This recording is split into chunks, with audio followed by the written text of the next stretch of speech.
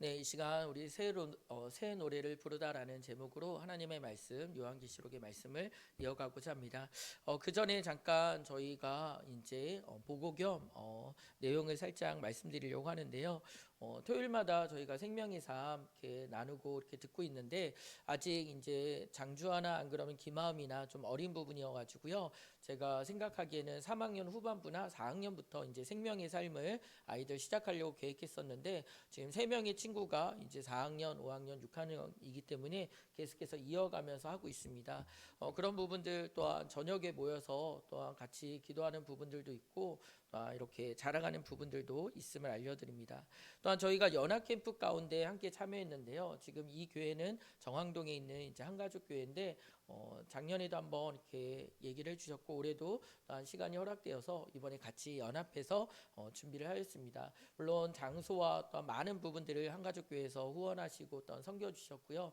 또한 또 그럼에도 또 저희도 금요일 날 같이 처음 시작하는 부분부터 참여해서 같이 이렇게 섬기고 또한 작은 부분이지만 봉사하고 또한 같이 은혜를 나누는 그런 시간들을 가졌습니다. 저 또한 첫날 말씀 증거하고 아이들 기도에 인도하고 또한 어제 저녁에는 야외에서 프로그램 진행하는 부분들도 같이 하면서 사실 목소리가 그 전에도 안 좋았는데 모르겠어요. 제가 새벽을 계속하면서 이렇게 목소리에 대한 부분도 이렇게 조심하고 기도하고 있는데 이렇게 회복이 더딘 적은 없었지만 또 그 가운데 계속해서 조금 이렇게 무리했던 부분들도 있기 때문에 이 한 주간은 최대한 이렇게 목을 좀 조절하면서 이렇게 회복하는 시간도 가지려고 합니다. 요거는 기도 제목이기도 하니까요. 성도님들께서 함께 기도를 부탁드립니다. 또 아이들이 이렇게 모여가지고 시작하는 가운데서요. 같이 먹고 또한 즐겁게 게임도 하고 교제도 하는 시간들도 가졌음을 알려드립니다. 특별히 제일 걱정했던 부분은 집에서 처음 떠나서 이렇게 잠자리 드는 아이들이 좀 불편하지 않을까 매 순간 긴장되고 떨렸어요. 그래서 언제든지 엄마를 부르면 또 어떻게 해야 되지? 라는 생각에 제가 엄마처럼 이렇게 살며시 안아줄까라는 그런 생각도 해봤었는데요. 아이들이 스스로 너무 잘 건강하게 지냈습니다. 그러면서 생각했던 부분은 우리 아이들은 밖에서 더 강한 아이들이구나라는 생각들을 좀 하게 되었어요. 그래서 또 5명이 서로 의지하고 또 이렇게 다른 친구들과도 많이 교제하고 인기도 많았던 걸로 생각됩니다. 그래서 그 아이들 첫날에는 교회에서 자고요. 어제는 이제 오늘 아침에 교회 오는 부분들도 있기 때문에 허락을 받지 않고 이렇게 도착했던 부분들이 있는데 그래서 유튜브로는 나가지 않으니까 제가 이 시간 잠깐 올렸습니다. 아이들 잘 잤다가 전후 사진이에요. 그래서 이런 부분들도 있습니다. 본인들도 생각해서 웃길 거예요. 자기들 자는 모습들 이렇게 본 적이 없으니까. 첫날 자는 부분들도 이렇게 찍어놓긴 했는데 너무 어두운데 플래시를 터뜨릴 수 없어서 이 부분도 이렇게 보내드렸습니다. 아침에 나왔을 때 이 아이들의 모습을 보면서 거실에 이렇게 누워 자는 모습을 보면서 참으로 흐뭇한 그런 부분들이 있었습니다. 하여튼 성도님들께서 한 주간 기도해 주셔서 그 한가족 교회 같은 경우도 VIP라 그래가지고 새 친구들이 거의 지금 아까 보았던 사진의 절반 정도였어요. 사실 절반 이상이라고도 볼 수가 있는 아이들이 왔고 기존에 한 10여 명 되는 아이들과 저희 5명 친구들이 어떻게 보면 기존에 계속 신앙생활 하던 친구들인데요. 아마 그 부분들이 잘 이렇게 시너지가 되어서 또 그 교회는 그 아이들이 정착하고 성장할 수 있기를 원하고요. 또 우리 친구들도 한 걸음 한 걸음 또 믿음 안에 성장하는 시간들이 되기를 계속해서 기도를 부탁드립니다. 저희가 오늘 말씀을 이제 주목하여 보도록 하겠습니다. 오늘 말씀 가운데 보게 되면 어린 양이 시온산에 섰다라고 나와 있는데요. 이 어린 양은 우리가 예수 그리스도이심을 또한 계속해서 알고 있습니다. 그 예수님께서 시온산에 섰다라는 것은 이 시온산이 있는 그 예루살렘에 대한 그 부분을 말하고 있죠. 그래서 저희가 대부분 이 부분들이 예수님과 연결되어서 시온산이라고 얘기하면 히브리서에서 나와 있는 말씀처럼 살아계신 하나님의 도성인 하늘의 예루살렘을 이렇게 표현하고 있다라는 것이죠. 저희가 이 부분들을 통해서 새 예루살렘 이 부분들을 이해하고 살필 수도 있습니다. 그리고 이것이 어떻게 확장되느냐라는 부분들을 보게 되면 결국 교회라는 것을 저희가 생각해 볼 수 있습니다. 그래서 이후에 나와 있는 그 말씀들을 보게 되면 14만 4천 명이 서 있다. 라는 그 부분들을 나오게 되죠. 이 부분들이 7장에서도 또한 14장에서도 반복적으로 이렇게 등장하게 되는데요. 이 부분을 저희가 명확하게 설명을 해드리면 이 땅 가운데서 구속함을 받은 하나님의 택하신 백성들의 크고 완전한 무리를 나타내고 있다라는 것입니다. 아무래도 여러 이단에서 요한계시록 특별히 14만 4천 명이라는 그 특정한 숫자를 통해서 우리가 구원받은 그 숫자라고 이렇게 얘기하는 경우들도 있습니다.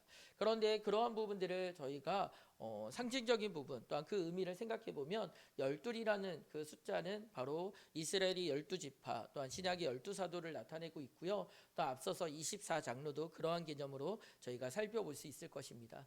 또한 12과 12를 곱하면 144 그리고 1000이라는 그 숫자 자체는 완전하다, 많다, 큰 무리다 라는 그런 의미가 있기 때문에요. 하나님의 구원받은 그 백성 그 부분에 크고 완전한 무리를 상징한다라고 볼 수가 있을 것입니다. 만약 이 14만 4천을 숫자적인 부분으로 저희가 살펴보게 된다라고 한다면 어떠한 일들이 일어나게 될까요? 그 14만 4천 안에 들기 위한 수많은 다툼과 경쟁이 있으리라고 생각됩니다. 내 형제를 사랑하고 가장 낮은 자리에 거하라는 주의 말씀과 이 부분들은 경쟁하고 부딪히는 부분들은 우리가 서로 이해할 수가 없죠. 모세조차 뭐라고 말했냐면 자기의 생명을 버릴 테니 이 백성을 구원해 달라라고 말했습니다.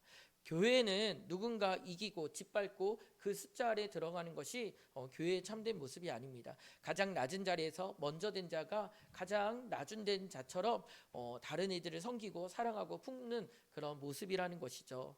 그렇기 때문에 하나님께서 말씀하신 크고 완전한 무리는 하나님 앞에 어떠한 모습일까라는 부분들에 대해서 오늘 이후에 그 말씀들이 나와 있는 것을 보게 됩니다. 우리가 4절로 5절까지 말씀들을 조금 더 집중해서 살펴보도록 하겠습니다. 제가 한번 새 번역으로 읽어드리도록 하겠습니다. 4절과 5절입니다. 그들은 여자들로 더불어 몸을 더럽힌 일이 없는 정절을 지키는 사람들입니다. 그들은 어린 양이 가는 곳마다 어디든지 따라다니는 사람들입니다.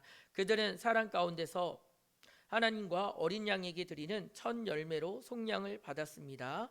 그들의 입에서는 거짓말을 찾을 수 없고 그들에게는 흠잡을 데가 없었습니다 라고 나와 있습니다. 여기서 그들은 누구를 말하고 있을까요? 흰 옷을 입은 큰 무리라고 말하는 하나님의 구원받은 백성을 말하고 있습니다. 그리고 오늘날 핍박과 박해 가운데 있는 교회의 모습이라고도 저희가 생각해 볼 수 있을 것입니다. 그들의 모습은 지금 어떠한 모습일까요? 앞서서 7장에도 이런 부분들이 있는데요. 7장에 보게 되면 하나님께서 그들을 어떻게 대하시고 보호하시는지 나와 있는데 7장 15절과 17절 이렇게 나와 있습니다. 그 보좌에 앉으신 분께서 그들을 덮는 장막이 되어 주실 것입니다. 그들은 다시는 줄이지 않고 목마르지 않고 태양이나 그 밖에 어떤 열도 그들을 괴롭히지 못할 것입니다. 이 부분이 그들을 덮는 장막이 된다라는 것이죠. 이 얘기는 무엇이냐면 뜨거운 광야 가운데 그늘만 있어도 그들이 숨쉬고 쉴만한 곳이 되거든요. 근데 광야는 사실 그늘이 없는 곳입니다. 그런데 놀랍게도 그 길고 긴 핍박, 광야와 같은 그 걸음 가운데서 주님께서 장막이 되어 주셔서 그 어떤 열도, 태양도 그들을 괴롭히지 못할 것이다 라고 말하는 것이죠. 보좌 가운데 계신 어린 양이 그들의 목자가 되셔서 놀랍게도 그들을 돌보시고 이끄신다라는 것입니다. 양이시면서 목자라는 것은 무엇일까요? 우리를 가장 잘 아시는 분이시죠. 우리가 어떤 연약함을 갖고 있는지 또 우리가 어떤 필요가 있는지 주님께서는 가장 잘 아십니다. 성육신이 되시고 사람이 되신 그분께서 우리가 어떤 연약한 부분이 있는지 그분도 시험당하시는 가운데 그 승리를 우리에게 온전히 허락하실 것을 우리는 기억해야 될 것입니다. 생명의 샘물로 그들을 인도하실 것이고 하나님께서 그들의 눈에서 눈물을 말끔히 씻어주신다라는 것이죠. 우리에게 참된 위로를 주실 것이다 라고 말합니다. 그러한 위로, 그러한 사랑, 그러한 격려를 받은 하나님의 백성, 구원받은 백성들이 어떠한 모습으로 하나님 앞에 세워질지 14장 저희가 4절부터 5절에 잘 나와 있죠. 아까 읽었던 그 말씀을 이제 한 절 한 절 좀 정돈을 하면서 같이 살펴보도록 하겠습니다. 그들은 여자들로 더불어 몸을 더럽힌 일이 없는 정절을 지킨 사람들입니다라고 나와 있습니다. 여기서 여자라는 부분은 그냥 단순히 남성과 여성을 얘기하는 부분들이 아닙니다. 여기서 여자라는 부분들은 이후에 나오게 되는 음란한 여인과 그런 부분과도 저희가 연결해서 생각해 볼 수 있겠죠. 즉 우리를 유혹하고 넘어뜨리는 그런 부분들입니다. 그렇기 때문에 이 부분들은 저희가 성경 안에서 우상 숭배로 이렇게 해석하고 살펴볼 수 있습니다. 즉 이 얘기는 무엇일까요?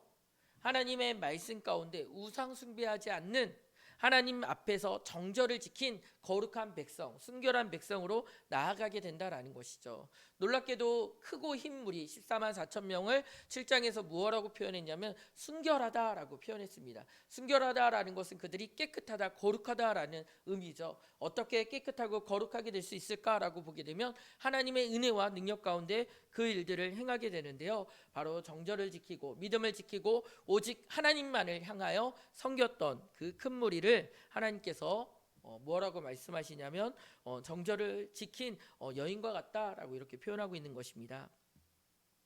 또한 우리는 그들이 어린 양이 가는 곳마다 어디든지 따라다니는 사람들이라고 얘기하는 부분들이 있습니다. 이 부분은 예수님을 따랐던 제자들의 모습들을 저희가 떠올릴 수 있죠. 그런데 제자들이 어디든 다 따랐을까요? 아니, 자기의 생각이 거기까지 나아가지 않으면 따르지 못했습니다. 우리도 교회 안에서 그런 부분들로 부딪히거나 어려움을 겪는 이들이 있습니다. 어떤 부분들일까요? 하나님의 말씀 가운데는 우리에게 사랑의 깊이와 거름을 분명히 얘기해 주셨지만 내가 거기까지 따라가지 못하니 어떻게 될까요? 포기하고 거기에 주저앉거나 안 그러면 교회를 떠나는 그런 경우들도 있습니다. 자기의 생각과 자기의 의견을 주장하면서 타인과 부딪히게 되면 나의 어려움을 주장하다가 거기서 꺾이거나 넘어지는 그런 경우들도 있다라는 것이죠. 그런데 우리는 큰 무리이지만 놀랍게도 한 방향, 한 걸음, 또 한 곳을 향하여 나아가고 있습니다. 바로 어린 양이 우리의 목자가 되셔서 우리를 인도하시는 대로 우리는 어디든지 따라다니는 것이죠. 그분이 우리에게 가장 좋은 것으로 생명의 샘물로 우리에게 허락해 주시고 우리의 눈물을 닦아 주실 것을 온전히 깨닫는 가운데 우리의 십자가를 지고 주님을 향하여 온전히 걸어간다라는 것입니다. 그 말씀에 순종하며 나아간다라는 것이죠. 이 시간 이 자리에 함께 하신 모든 사랑하는 성도님들이 그렇게 주님을 따라가기를 간절히 소망합니다. 그냥 한 목회자를 따라가는 부분이 아니에요. 한 시대의 정신을 따라가는 것이 아니라 우리는 이전부터 지금도 그리고 앞으로도 예수 그리스도만을 따라가는 하나님의 거룩한 백성이라는 것입니다. 그것이 참된 교회의 모습이고 참된 제자된 삶의 모습입니다. 특정 인물이 아닌 특정 시대 를 따라가는 것이 아니라 다시 한번 말씀드리지만 우리는 이 자리에서도 오직 예수 그리스도를 따라 나아가야 된다라는 것이죠. 그 부분에서 어린 양이 간다라고 한다면 가는 곳이라면 어디든지 가야 됩니다. 때로는 우리가 불편해 보여도 두려운 장소라고 할지라도 주님께서 우리에게 말씀하셨다면 주님께서 앞서 나아가셨다면 우리는 당연히 따라가야 됩니다. 많은 사람들이 오지의 선교지를 향하여 그 사람들이 나아갔다라고 생각하는데 아니죠. 주님께서 그곳에 계시니 선교사님들이 그곳을 향하여 발걸음을 옮겼다라는 것입니다. 저도 이 지역 가운데 교회를 개척했던 부분에서 세상이 품을 수 있는 그런 두려움, 그런 어려움들도 있죠. 그런데 주님께서 이곳에 대해서 마음을 비춰주시고 주님께서 이곳에 계시다라는 이곳에서 함께 하신다라는 그 확신을 주셨기 때문에 저 또한 자녀들을 이끌고 또한 이 지역으로 이사를 와서 정착하고 살아가게 되었다라는 것입니다. 우리는 다시 한번 생각해 봐야 됩니다. 내가 갔으니 거기가 있는 것이 아니라 우리는 주님께서 인도하셨고 또한 그곳에 섰다라는 것이죠. 그러한 부분으로 이 백오 성도 교회가 세워졌고 또한 각 지역의 각자의 자리에 하나님의 인도하심을 따라 그들이 교회를 세우고 주의 말씀을 따라 순종하며 살아가고 있다라는 것입니다. 이 사실을 오늘 우리는 다시 한번 기억하고 생각해 봐야 됩니다. 또한 그들은 사랑 가운데서 하나님과 어린 양에게 드리는 첫 열매로 속량을 받았다라는 것이죠. 이 속량이라는 것은 값을 주고 값을 지불했다라는 것입니다. 그렇기 때문에 우리는 누구의 소유냐면 하나님의 소유라는 것이죠. 우리는 하나님의 것이라는 것입니다. 우리는 하나님 앞에 온전히 드려진 자로서 전적으로 하나님의 것이라는 것을 인정하는 그 삶을 살아가야 됩니다. 그것이 지난번에 말씀드렸던 우리가 주로 고백하는 부분은 무엇이냐면 내 삶의 주인이 내가 아니라 주님이시다라는 것을 인정하며 나아가는 것이죠. 주는 그리스도시요 살아계신 하나님의 아들이시라는 그 신앙의 고백이 하나님의 신성과 하나님의 구원하심을 인정할 뿐만 아니라 이제 나의 모든 것이 주의 것임을 인정하는 가운데 내가 주님의 것입니다. 주님 말씀하소서 제가 듣겠습니다. 라는 종의 자리에서 주인의 말씀, 주님의 뜻을 따르며 나아간다라는 것입니다. 우리는 그 일들을 위하여 마음을 다해서 힘을 다하여 뜻을 다하여 나아가야 될 것입니다. 그런데 우리는 불쑥불쑥 내 것이라고 스스로 인정할 때가 있죠. 내가 결정하고 싶다. 내가 내 마음대로 내 뜻대로 그것을 결정하는 가운데 이루고 싶다라는 마음들이 있습니다. 그렇기 때문에 주의 음성이 들리지만 내 말이 더 크게 들려서 주님의 말씀과 또한 주의 뜻을 거절하고 또한 외면하며 살아갈 때가 많다라는 것이죠. 그러나 종들은 항상 어떻게 마음을 둘까요? 항상 주님의 시간에 자기의 시간을 정합니다. 주님의 종의 말씀, 주님의 말씀에 주인의 말씀에 종이 귀를 기울이고 있다라는 것이죠. 사무엘이 주님의 말씀을 듣는 가운데 주여 제가 여기 있습니다. 주님 말씀하소서라고 말했던 그 겸손한 마음으로 종의 마음으로 우리는 늘 살아가야 될 것입니다. 그렇기 때문에 주님께서 보여주신 것, 주님께서 말씀하신 것, 주님께서 뜻하신 것에 온전히 순종하며 또한 담대하게 우리는 나아가야 된다라는 것이죠. 그들의 입에서는 거짓을 참을 수 없고 그들에게선 흠을 찾을 수 없었다라고 얘기합니다. 그들의 진실함의 근원은 무엇일까요? 그들이 흠잡을 수 없는 거룩한 삶의 모범은 무엇이었을까라고 보게 되면 결국 우리가 따르고 또한 귀를 기울이고 있는 주님의 모습이라는 것이죠. 우리는 이 부분들을 보면서 다시 한번 어린 양과 함께 흰 무리로 큰 무리로 서 있는 그 14만 4천 명 구원받은 백성들을 향하여 우리는 생각해보고 떠올려 봐야 될 것입니다. 저는 이 말씀을 보면서 어떤 생각이 들었냐면요.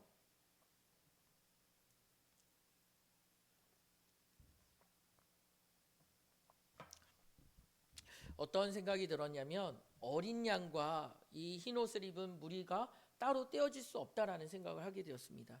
하늘의 영광보좌 가운데 어린 양이 존재하신다라고 한다면 그 어린 양을 따라서 함께 흰무리, 크고 흰무리 구원받은 백성들이 있다라는 것이고요. 또한 흰무리가 서 있는 곳에 목자 대신 어린 양이신 예수님께서 항상 있다라는 것이죠. 이것을 달리 생각해 볼까요? 예수님이 계시면 항상 교회가 있다라는 것입니다. 또한 교회가 있다라는 것은 항상 그들을 인도하시고 지키시는 주님께서 함께 하신다라는 것이죠. 그래서 이 부분을 무엇라고 표현하냐면 에베소서에서는 몸으로 표현합니다. 예수님께서 머리가 되시고 몸은 교회라고 이렇게 얘기한 그 장면이죠.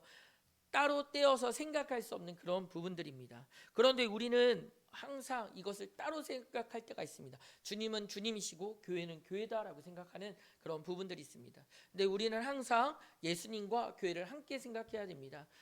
부부관계에서도 그런 표현을 쓰죠. 하나로 연합된 부분을 통해서 그리스도가 교회를 사랑하듯 교회가 그렇게 그리스도께 순종해야 된다라고 얘기합니다. 성경은 항상 놀랍게도 예수님과 교회를 항상 연결해서 함께 얘기하고 우리는 그것을 떠올리며 바라보게 한다라는 것, 이 사실이 우리에게 너무나도 중요합니다. 교회를 보면서 예수님을 생각하지 못한다? 그것은 또 문제가 있죠. 예수님을 바라보면서 교회를 사랑하지 못한다? 그것 또한 문제가 있는 것입니다. 우리는 항상 교회와 또한 그리스도와 함께 연합하여 우리는 생각하고 우리의 마음을 품고 떠올려야 될 것입니다. 우리는 우리의 신앙을 볼 때 상대평가로 할지 절대평가로 할지 궁금할 때가 있습니다. 제가 요번에 아이들을 보면서 그런 생각을 했었어요.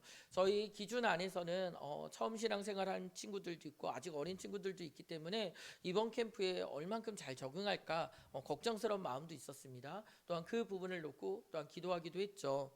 그런데 막상 가서 보니까 우리 아이들이 너무나도 잘 적응하고 또한 적응하는 것뿐만 아니라 다른 아이들을 섬기고 또한 참여하고 진행하는 가운데서 굉장히 주변에 인정을 받고 이렇게 칭찬을 받는 그런 모습들을 보았습니다.